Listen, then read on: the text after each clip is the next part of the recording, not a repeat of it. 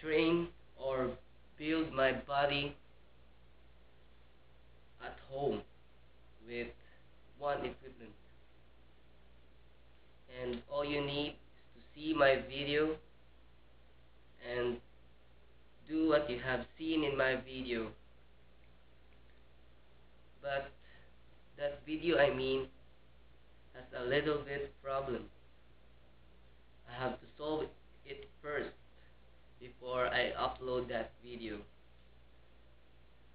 But don't worry, you can wait. And good luck to all bodybuilders. That's all.